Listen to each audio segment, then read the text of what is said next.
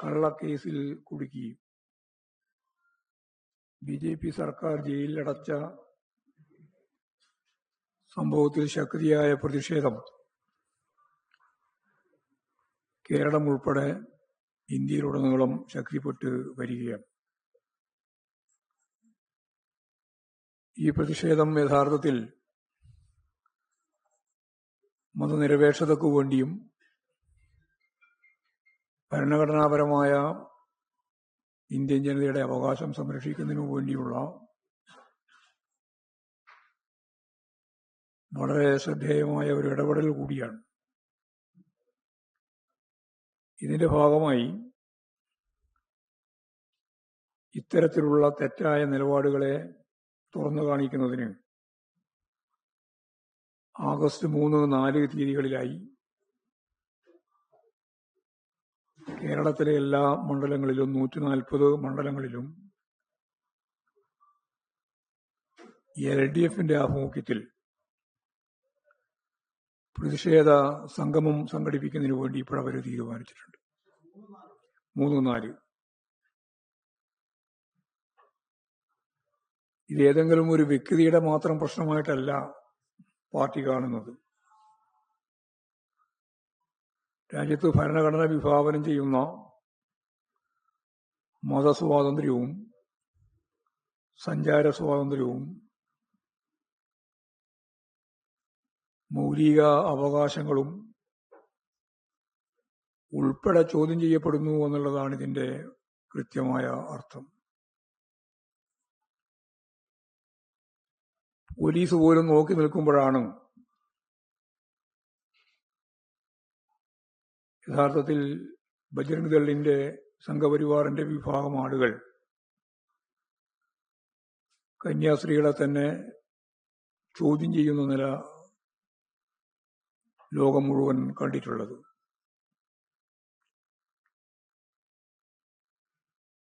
യഥാർത്ഥത്തിൽ സംഘപരിവാറിന്റെ രാഷ്ട്രീയ അജണ്ടയാണ്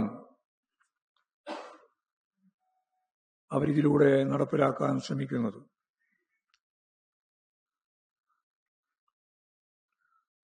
BJPയുടെ ഭാഗത്തുനിന്ന് ഇത്തരത്തിലുള്ള ഒരു അജണ്ട കൈകാര്യം ചെയ്യുന്നതിൽ അത്ഭുതപ്പെടാനൊന്നും ഇല്ല.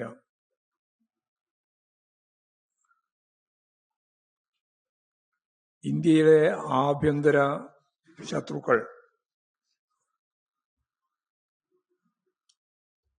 മുസ്ലിങ്ങളും ക്രിസ്ത്യാനികളും കമ്മ്യൂണിസ്റ്റുകാരുമാണ് എന്ന് പതിറ്റാണ്ടുകൾക്ക് മുമ്പ് പറഞ്ഞു വെച്ചത്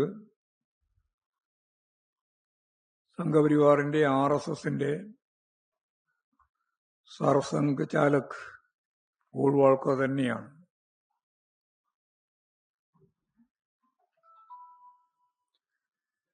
അത് എങ്ങനെയാണ് കൈകാര്യം ചെയ്യേണ്ടുന്നത് എന്ന രാഷ്ട്രീയമായ നീക്കമാണ്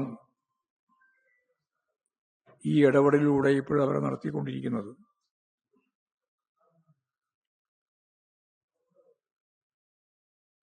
പെൺകുട്ടികളെ ജോലിക്കായിട്ട് കൊണ്ടുപോകുമ്പോഴാണ് മനുഷ്യക്കടത്ത് എന്ന അതിഗൗരവമുള്ള വിഷയം മതപരിവർത്തനത്തിന്റെ ഭാഗമായി എന്ന് പ്രഖ്യാപിച്ചുകൊണ്ട് ബജ്രംഗ് ദൾ യഥാർത്ഥത്തിൽ ഇവർക്ക് നേരെ തിരിഞ്ഞിട്ടുള്ളത്. ഈ മനുഷ്യക്കടത്താണ് എങ്കിൽ ഇപ്പോഴ് രാജ്യദ്രോഹ കുറ്റത്തിന്റെ ഭാഗമാക്കി മാറ്റുകയും ചെയ്തിരിക്കുകയാണ്.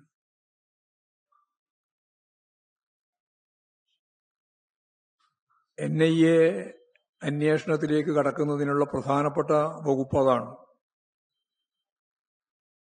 മനുഷ്യക്കടത്ത്. ഇപ്പൊ രാജ്യദ്രോഹ കുറ്റം ചുമത്തി കന്യാസ്ത്രീകളെ തന്നെ ജയിലിലടക്കുന്നതിനു വേണ്ടിയുള്ള ശ്രമം ഒറ്റപ്പെട്ട ഒന്നല്ല. ഇന്ത്യയുടെ വിവിധ മേഖലകളിൽ നടന്നുകൊണ്ടിരിക്കുന്ന സംഘപരിവാർ അജണ്ടയുടെ ഭാഗം കൂടിയാണ്.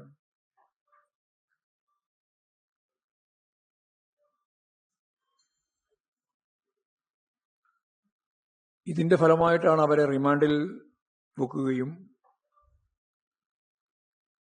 കീഴ്ക്കോടതികൾ ജാമ്യം നിഷേധിക്കുകയും ചെയ്യുക മാത്രമല്ല, ഞാൻ നേരത്തെ പറഞ്ഞ പോലെ NIA നിയമത്തിലെ വകുപ്പുകൾ ചുമത്തി കന്യാസ്ത്രീകളെ വർഷങ്ങളോളം ജയിലിലടക്കുക എന്ന നീക്കമാണ് ഇപ്പോഴും നടക്കുന്നത്. ബജ്രംഗ് ദളിന്റെ വാദങ്ങൾ തന്നെയാണ് ഇപ്പോഴും ഛത്തീസ്ഗഡ് മുഖ്യമന്ത്രി ഉൾപ്പെടെയുള്ള രാഷ്ട്രീയ നേതൃത്വവും മുന്നോട്ടേക്ക് പോകുന്നത്.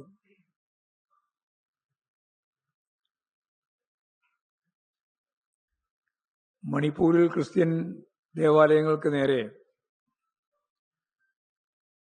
നിരവധി ആക്രമണങ്ങൾ ഉണ്ടായത് നമ്മൾ ഇതിനു മുമ്പ് പരാമർശിച്ചിട്ടുള്ളതാണ്. മഹാരാഷ്ട്ര, ആസാം തുടങ്ങിയ മേഖലയിലും കർണാടകത്തിലുമെല്ലാം സമാനമായ രീതിയിലുള്ള അക്രമങ്ങളാണ് അരങ്ങേറുന്നത്. മഹാരാഷ്ട്രയിലെ സാംഗ്ലിയിലെ BJP MLA ഗോവിന്ദ് പഡ്ഹൽക്കർ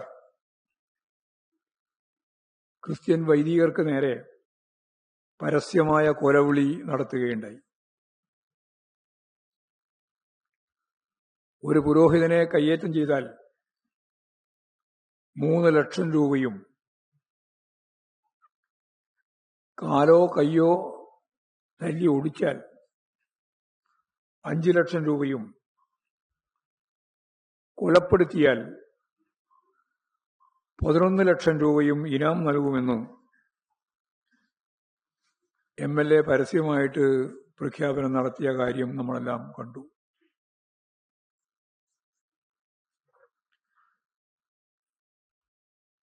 ആസാമിൽ ക്രിസ്ത്യാനിയിൽ അത് വിവിധ വിഭാഗം സഭാ നേതൃത്വത്തിൽ നിന്നുള്ള ഒരുപാട് വിദ്യാഭ്യാസ സ്ഥാപനങ്ങൾ, അതുപോലെ തന്നെ അവരുടെ ആരാധനാലയങ്ങൾ പൊളിച്ചുമാറ്റണം എന്ന ആവശ്യവുമായി ബന്ധപ്പെട്ടുകൊണ്ടാണ് സംഘപരിവാർ രംഗത്തെത്തിയിട്ടുള്ളത്.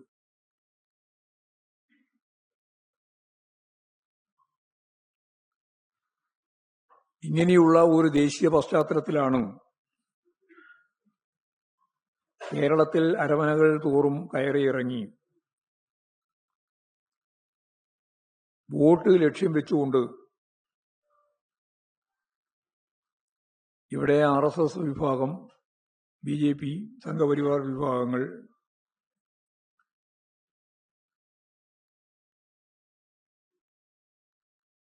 ക്രിസ്തീയ വോട്ട് നേടുന്നതിനു വേണ്ടിയുള്ള ശ്രമം നടത്തിക്കൊണ്ടിരിക്കുന്നത്.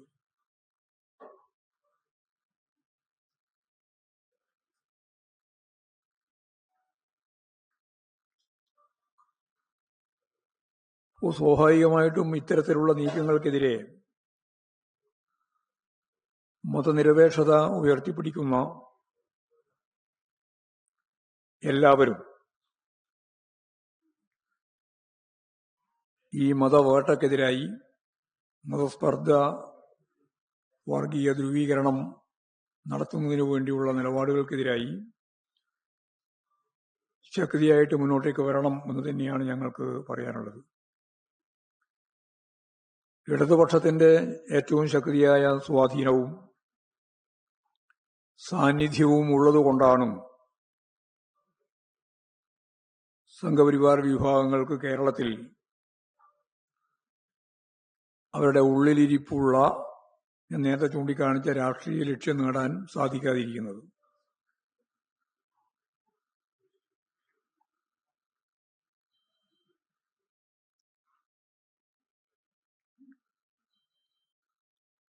ഈ സന്ദർഭത്തിൽ രാജ്യത്തെമ്പാടുമുള്ള മതനിരപേക്ഷ ഉള്ളടക്കമുള്ളവരും ഭരണഘടനയ്ക്കെതിരായിട്ട് നടത്തിക്കൊണ്ടിരിക്കുന്ന ഇത്തരം കടന്നാക്രമങ്ങളെ പ്രതിരോധിക്കുന്നവരും ഈ കന്യാസ്ത്രീകൾ ഉൾപ്പെടെയുള്ളവരെ ജയിലിലടച്ച്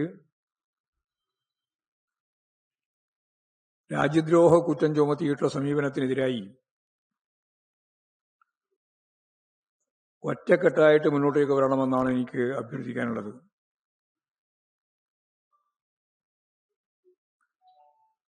ഇടതുപക്ഷ എംപിമാർ ഇതിനിടയിൽ ആഭ്യന്തരമന്ത്രിയെ തന്നെ സന്ദർശിച്ച്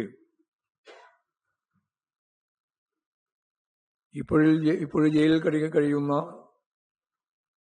ആളുകളുടെ ജാമ്യം നൽകുന്നതിൽ നിന്ന് എതിർപ്പ് നടത്തില്ല എന്നവർ പ്രഖ്യാപനം നടത്തിയിട്ടുണ്ടെങ്കിലും ബഞ്ചർഗുദൾ പരസ്യമായിട്ട് തന്നെ പറയുകയുണ്ടായി, ജാമ്യാപേക്ഷയെ എതിർത്ത നിലപാട് സ്വീകരിക്കുമെന്നും മാത്രമല്ല പരസ്യമായി ജാമ്യം നൽകരുത് എന്ന് പറഞ്ഞുകൊണ്ട് പ്രകടനം സംഘടിപ്പിക്കുന്ന സവിശേഷമായ നിലയാണ് ഛത്തീസ്ഗഡിൽ നമ്മൾ കണ്ടിട്ടുള്ളത്. അതിന്റെ അർത്ഥം ഞങ്ങളുടെ പ്രഖ്യാപിത നിലപാടിൽ നിന്ന് പിന്നോട്ടേക്ക് പോകുന്നില്ല, പുറകോട്ട് പോകാൻ ഒരുക്കമല്ല എന്ന പരസ്യ പ്രഖ്യാപനം തന്നെയാണ് അത് സൂചിപ്പിക്കുന്നത്. കോൺഗ്രസിന്റെ നിലപാട് ഈ സന്ദർഭത്തിൽ ഗൗരവപൂർവ്വം പരിശോധിക്കേണ്ടുന്ന ഒന്ന് തന്നെയാണ്. അങ്ങേയറ്റം പ്രതിഷേധാത്മകമായ നിലപാടാണ് അവർ സ്വീകരിച്ചിട്ടുള്ളത്. ഛത്തീസ്ഗഡിലെ ഏറ്റവും പ്രധാനപ്പെട്ട പ്രതിപക്ഷം കോൺഗ്രസാണ്. കോൺഗ്രസിന്റെ നേതാക്കൾ തന്നെ ഇതിനെതിരെ ഒരു തരത്തിലുള്ള പ്രതിഷേധവും രേഖപ്പെടുത്തുന്നതിന് വേണ്ടി ഛത്തീസ്ഗഡിൽ തയ്യാറായില്ല എന്നുള്ളതും വളരെ ഗൗരവമുള്ള പ്രശ്നമാണ്. കോൺഗ്രസ് സർക്കാരിന്റെ കാലത്ത് അവരുടെ ഭരണത്തിൽ വലിയ രീതിയിലുള്ള ആക്രമണമാണ് ബസ്കർ മേഖലയിൽ ഉൾപ്പെടെ ഉണ്ടായിരുന്നത്.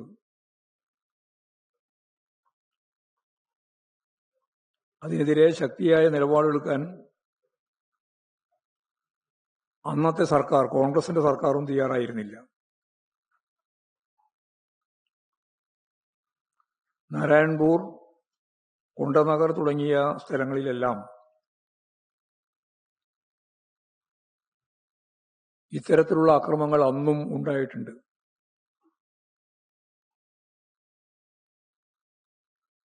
ശക്തിയായ ഇടപെടലും സമരവും ഉണ്ടായതിനു ശേഷമാണ് ഇത്തരം അക്രമങ്ങൾക്കെതിരെ കേസെടുക്കുന്ന നിലപാട് പോലും ഉണ്ടായിട്ടുള്ളത് അന്ന് കോൺഗ്രസിന്റെ കാലത്ത്. ബിജെപിക്കെതിരെ ശക്തമായ നിലപാട് സ്വീകരിച്ചുകൊണ്ട് ഈ ഒരു പശ്ചാത്തലത്തിലാണ് കോൺഗ്രസിന് നിലപാട് സ്വീകരിക്കാനാവാത്തത്.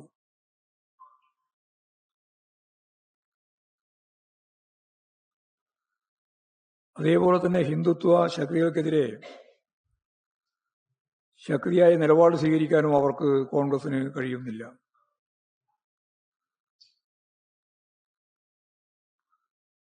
പാർലമെന്റിലും പുറത്തുമുള്ള സംഭവങ്ങൾ അതാണ് കാണിക്കുന്നത്.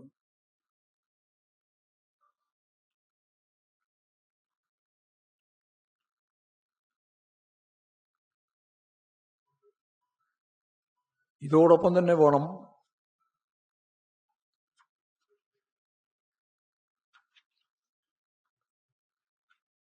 സഖാവ് സുവെങ്കടേഷിന്റെ മേലെ അതിശക്തിയായ രീതിയിലുള്ള കടന്നാക്രമണമാണ് ഇപ്പോഴും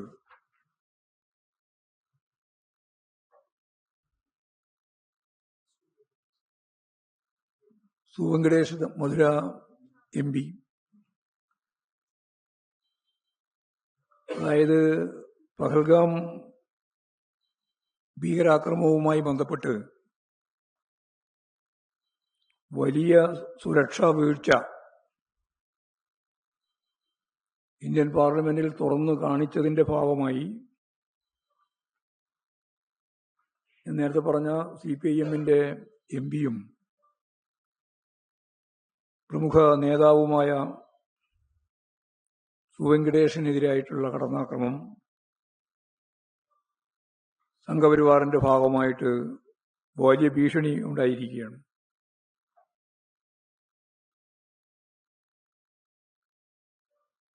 വധഭീഷണിയാണ് യഥാർത്ഥത്തിൽ ഇപ്പോഴും ഉയർത്തിയിട്ടുള്ളത്.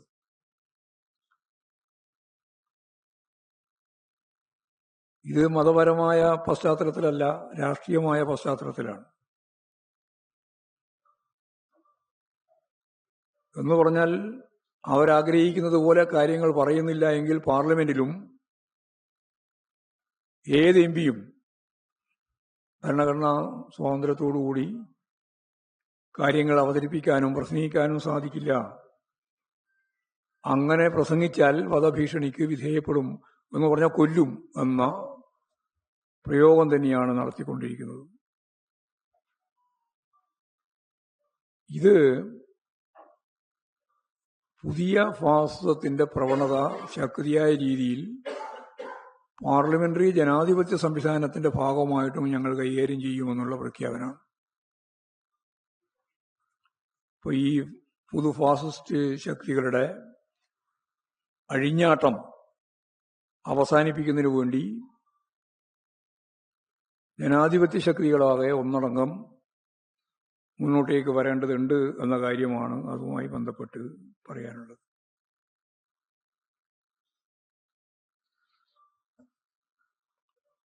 ഗവർണറുടെ പ്രശ്നം ഇപ്പോൾ വീണ്ടും സങ്കീർണമാവുകയാണ്.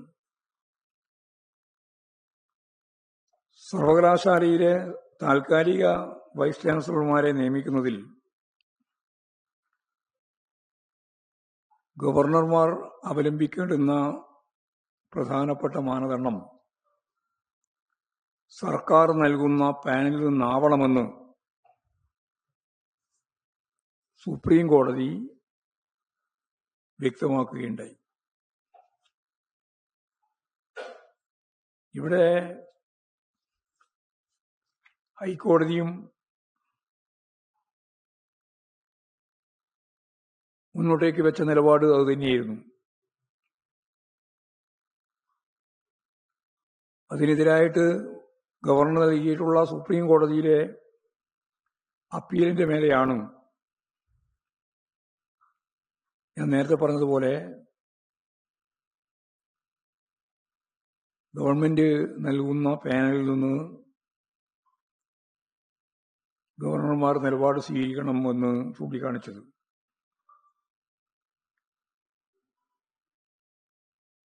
ഗവർണറെ ഉപയോഗിച്ച് ഉന്നത വിദ്യാഭ്യാസ മേഖലയിലാകെ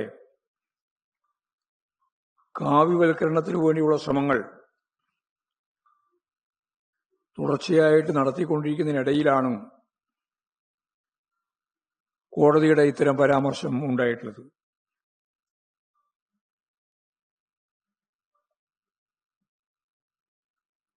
കേരളത്തിൽ സംഘപരിവാറിന്റെ ഈ കാവ്യവൽക്കരണ നിലപാടുകളെ പ്രതിഷേധിച്ചുകൊണ്ട് മാത്രമേ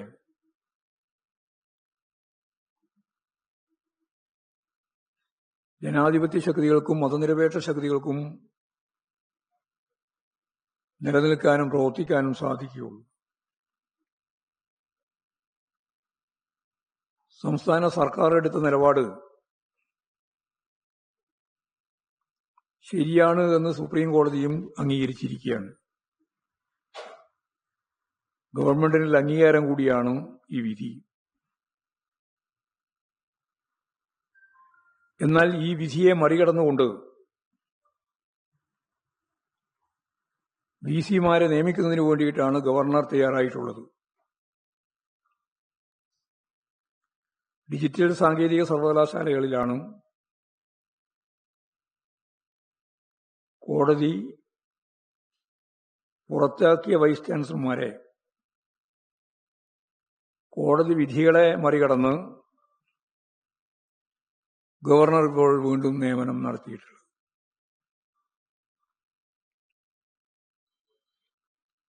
ഈ സംബന്ധിച്ച ഉത്തരവ് ഇന്ന് യഥാർത്ഥത്തിൽ ഇറങ്ങിയിട്ടുണ്ട്.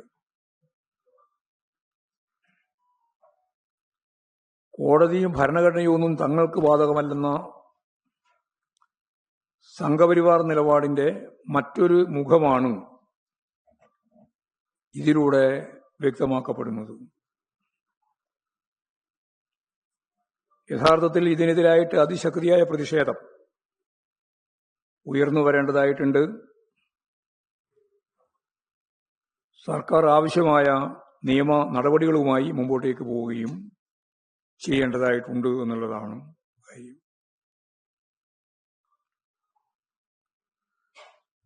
ഇതിൻ്റെ ഇടയിലാണ് എല്ലാവരെയും പ്രയാസപ്പെടുത്തിയ മലയങ്കാവ് സ്ഫോടന വിധി ഉണ്ടായിട്ടുള്ളത്. സംഘപരിവാർ വിഭാഗം ആസൂത്രണം ചെയ്ത് നടപ്പിലാക്കിയിട്ടുള്ള മലയങ്കാവ് സ്ഫോടനം തെളിവുകളുടെ അഭാവത്തിൽ പ്രതികളെ കുറ്റമുക്തമാക്കുന്ന രീതിയാണ് ഉണ്ടായത്.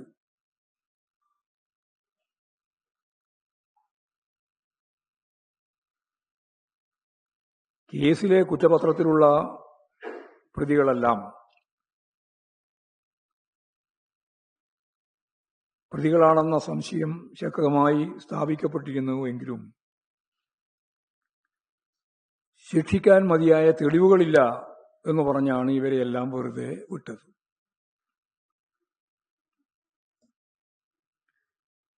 ഈ കേസ് അന്വേഷിച്ച് കണ്ടെത്തിയ ATS തലവൻ ഹേമന്ത് കാർക്കറെയാണ് മുംബൈ ഭീകരാക്രമണത്തിൽ കൊല ചെയ്യപ്പെട്ടത് എന്നുള്ളതും കൂട്ടി വായിക്കേണ്ടതാണ്.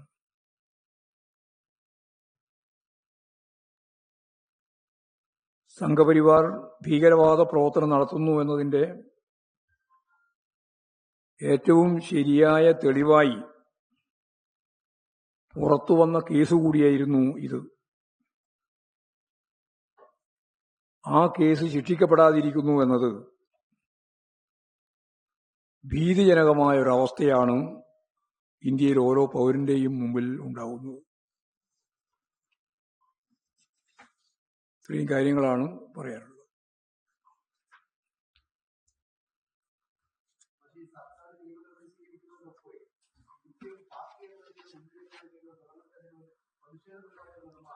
എന്നിന്റെ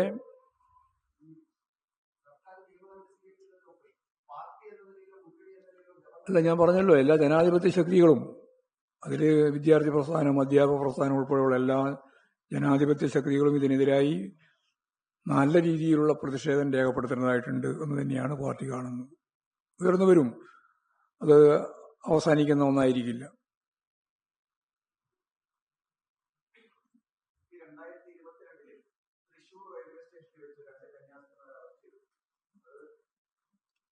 അതിപ്പോ കോടതി വിട്ടല്ലോ.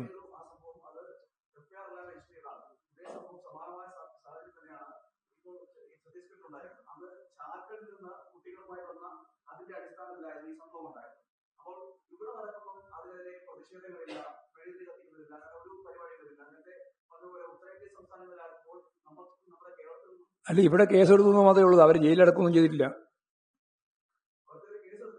അപ്പൊ അത് രണ്ടും രണ്ടായിട്ട് കാണണം, രണ്ടായിട്ട് തന്നെ കാണണ്ടേ? അതെന്താ മൂടി വെച്ച? പിന്നെ ഇവിടെ ഒരു കേസ് ഉണ്ടായാലും ആ കേസും അതുപോലെ തന്നെ മറ്റൊരു പ്രദേശത്തുണ്ടായിട്ടുള്ള കേസും തമ്മിൽ താരതമ്യം ചെയ്യാൻ പോലും സാധിക്കുന്ന ഒന്നല്ല. ഇവിടെ കേസുണ്ടായി എന്നുള്ളത് ശരിയാണ്. കേസിനെ അടിസ്ഥാനപ്പെടുത്തിയിട്ട് അവർക്ക് ജാമ്യം കിട്ടി എന്നുള്ളതും കേസ് നടത്തി എന്നുള്ളതും ആ കേസ് നടത്തിയതിന്റെ ഭാഗമായിട്ട് ഇപ്പോഴും യഥാർത്ഥത്തിൽ അത് വിടുകയും ചെയ്തിട്ടുള്ളതാണ്. അതിന് സമാനമൊന്നുമല്ല, അത് വേറെ തന്നെയാണ്. അത് രണ്ടും രണ്ടായിട്ട് തന്നെ കാണണം, രണ്ടും രണ്ടായിട്ട് കാണേണ്ടതാണെന്ന് അല്ലാതെ ഞാൻ പറഞ്ഞത്.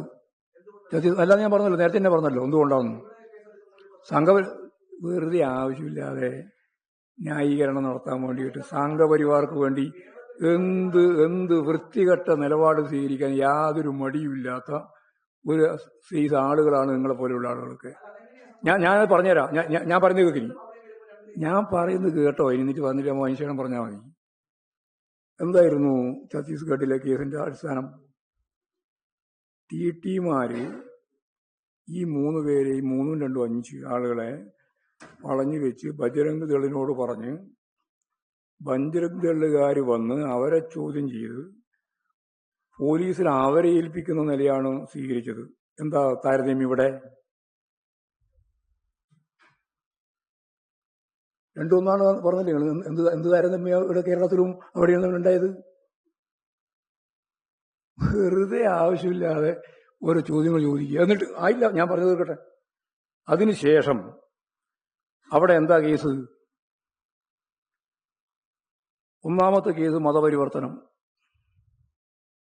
രണ്ടാമത്തെ കേസ് മനുഷ്യക്കടത്ത്. അത് NIA അഡ്രസ് ചെയ്യാൻ പറ്റുന്ന രീതിയിലുള്ള കേസാണ്. അത് വെച്ച് ജയിലിലടക്കുന്ന നില. ഇങ്ങനെയുള്ള രണ്ട് കാര്യങ്ങൾ വെച്ചിട്ട് എങ്ങനെയാ താരതമ്യം ചെയ്ത് പറയാൻ പറ്റുക? അതാ ഞാൻ പറഞ്ഞത്, സംഘപരിവാർ നടപ്പിലാക്കിക്കൊണ്ടിരിക്കുന്ന മനുഷ്യഹത്യക്കെതിരെ കേരളം പോലെയുള്ള ഒരു സംസ്ഥാനത്തിന്റെ അകത്ത് മതനിരപേക്ഷ ഉള്ളടക്കത്തിന് നല്ല സ്വാധീനമുള്ള, ഇടതുപക്ഷത്തിന് നല്ല മുൻകൈയുള്ള ഒരു സംസ്ഥാനത്ത് നടന്നതും അവിടെ നടന്നതും ഒരേപോലെയാണെന്ന് വരുത്താൻ വേണ്ടി നടത്തിക്കൊണ്ടിരിക്കുന്ന ഹീന ശ്രമമാണ് നിങ്ങൾ നടത്തിയിട്ടുള്ളത്. അതാണ് ഞാൻ അങ്ങനെ തന്നെ പ്രതികരിച്ചത്. ഇനി പറയുന്ന മറുപടി ഞാൻ ഉദ്ദേശിക്കുന്നില്ല. അത്രയും കാര്യം തന്നെ പൂർണ്ണമായി മനസ്സിലായല്ലോ. പിന്നെ ഇനി വിശദീകരിക്കാൻ പുറപ്പെടണ്ട. നിങ്ങൾ ചെയ്തുകൊണ്ടിരിക്കുന്നത് സംഘപരിവാറിന് അനുകൂലമായ നിലപാട് മാനസികമായി സൃഷ്ടിക്കാൻ വേണ്ടിയുള്ള ബോധപൂർവമായ ഇടപെടലാണ്. അതാ കാര്യം. അത് മനസ്സിലാവില്ല ആൾക്കാർ. ഇത് കേൾക്കുന്നവർക്കും കാണുന്നവർക്കും ഇതൊന്നും മനസ്സിലാവുന്നില്ല എന്ന തെറ്റിദ്ധാരണ നിങ്ങൾക്ക് വേണ്ട. ഈ കേരളത്തിലെ എല്ലാവർക്കും നന്നായി മനസ്സിലാവും. ഇടതുപക്ഷമാണ് ഇതിന്റെ ഏറ്റവും പ്രധാനപ്പെട്ട, ഒരു സംശയമില്ല. മതനിരപേക്ഷതയുടെ ഗ്യാരണ്ടിയാണ് ഇടതുപക്ഷം. അതിന്റെ സംസ്ഥാനമാണ് കേരളം.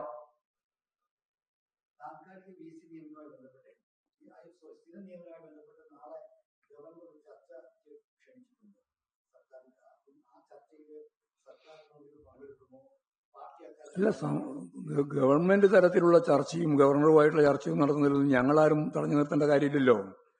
പക്ഷേ സംഭവം സുപ്രീം കോടതി വിധി പറഞ്ഞതിൽ നിന്ന് വ്യത്യസ്തമായ നിലപാട് ഇന്ന് തന്നെ ഗവർണർ സ്വീകരിക്കുന്നു. ആ സ്വീകരിക്കുന്ന നിലപാടിന് അതിശക്തിയായിട്ട് എതിർക്കേണ്ട കാര്യമാണെന്നാണ് ഞാൻ പറഞ്ഞത്.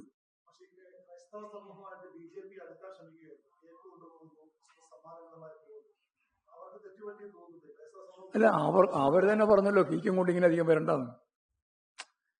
ഇതെല്ലാം ആർക്കെങ്കിലും തെറ്റുപറ്റിയോ തെറ്റുപറ്റാതിരിക്കുന്നുള്ളതല്ല. ഇതിന്റെ പിന്നിൽ രാഷ്ട്രീയമാണ്. ഇതിലേറ്റവും പ്രധാനപ്പെട്ട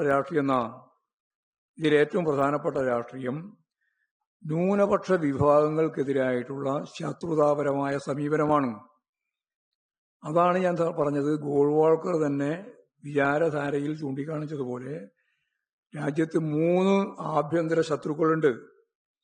ഈ 3 ആഭ്യന്തര ശത്രുക്കളിൽ 1 മുസ്ലിമാണ്, 2 ക്രിസ്ത്യാനിയാണ്, 3 കമ്മ്യൂണിസ്റ്റാണ്. ഇതാണ് അടിസ്ഥാനപരമായ കാര്യം. അത് മറക്കാൻ വേണ്ടിയിട്ട് ഇവിടുത്തെ പള്ളിയുടെ പ്രധാനപ്പെട്ട വക്താക്കളോ ആരെങ്കിലുമോ ഏതെങ്കിലും രീതിയിൽ വരെ വെള്ളപൂശാൻ ശ്രമിച്ചതുകൊണ്ടൊന്നും ഒരു കാര്യമില്ല എന്നാണ് ഓരോ ദിവസം കഴിയുന്നതോറും മനസ്സിലായിക്കൊണ്ടിരിക്കുന്നത്. ആ കാര്യം ഇതിപ്പോൾ എല്ലാവർക്കും മനസ്സിലാവുന്നതാണ്. അതിനെ വെള്ളപൂശാനാണ് നിങ്ങളെപ്പോലുള്ള ചില ആളുകൾ ഇപ്പോൾ ശ്രമിച്ചുകൊണ്ടിരിക്കുന്നത്. അതാ ഞാൻ അതിനെ ശക്തിയായിട്ട് എതിർത്തത്.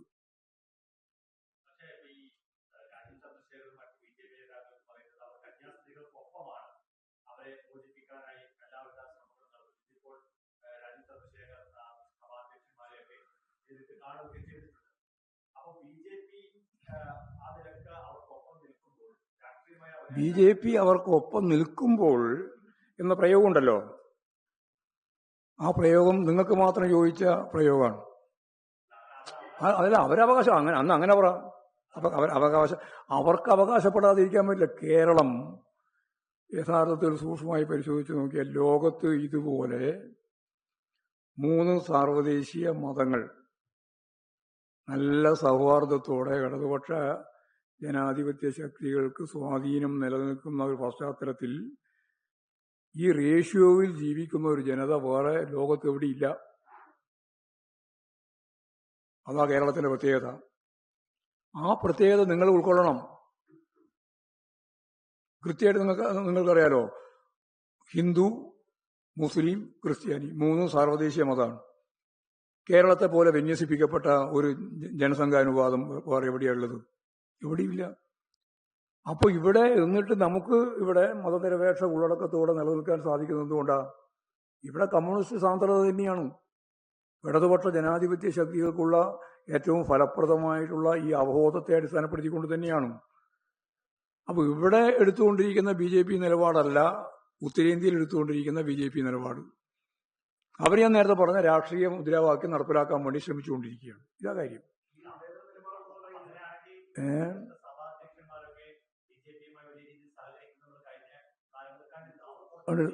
അവരിപ്പോ ആ സഹകരിക്കുന്നവർ തന്നെയാണല്ലോ ഇപ്പോഴും പറഞ്ഞത് കേക്കും കൊണ്ട് ഇങ്ങോട്ട് വരണ്ടില്ല എന്ന്. അവർ പറഞ്ഞത് അത് തന്നെയാണ്.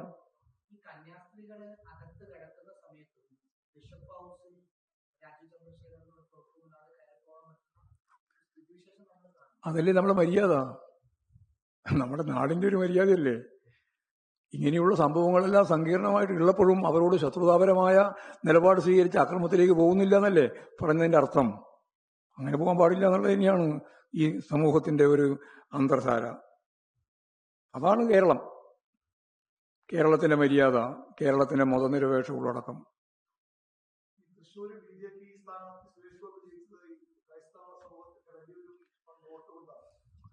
ഞാൻ അങ്ങനെയല്ല അത് വിശ്വസിക്കുന്നത്, അങ്ങനെയല്ല അതിന് കാണേണ്ടത്. അത് കോൺഗ്രസിന്റെ വോട്ടാണ്. 86,000 വോട്ട് കോൺഗ്രസിന് കിട്ടിക്കൊണ്ടിരുന്ന വോട്ട് കുറഞ്ഞു. ആ വോട്ടിലും ക്രിസ്ത്യൻ വോട്ടുമുണ്ട്. ആ വോട്ട് കുറഞ്ഞപ്പോഴാണ് നിയമത്ത് മുമ്പ് ജയിച്ചതുപോലെ തൃശ്ശൂർ പാർലമെന്റിൽ ജയിച്ചത്. ചെറിയ വോട്ടൊന്നുമല്ല, 86,000 വോട്ടിന്റെ കുറവായിരുന്നു. 74,000 വോട്ടിന് ജയിക്കുമ്പോൾ കോൺഗ്രസിന്റെ 86,000 വോട്ട് അവർക്ക് നഷ്ടപ്പെട്ട് അവർ 3-ാം സ്ഥാനത്തേക്ക് എത്തി.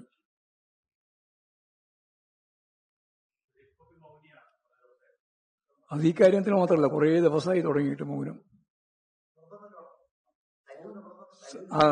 സിനിമയുടെ ഘട്ടം വന്നു മുതലേ മൗനിയായ ഒരവസ്ഥയായിരുന്നു. കാരണം മതനിരപേക്ഷ ഉള്ളടക്കമുള്ള ഒരു മനുഷ്യനും അംഗീകരിക്കാൻ കഴിയാത്ത നിലപാടുകൾ സ്വീകരിച്ചു വരുമ്പോൾ സ്വാഭാവികമായിട്ടും ഈ വർഗീയ ശത്രുതയുണ്ടല്ലോ, ആ വർഗീയ ശത്രുതയില്ലാത്ത ആളുകളെ സംബന്ധിച്ച് പ്രയാസപ്പെടുത്തുന്ന കാര്യങ്ങൾ തന്നെയാണ്. Subscribe to One India and never miss an update.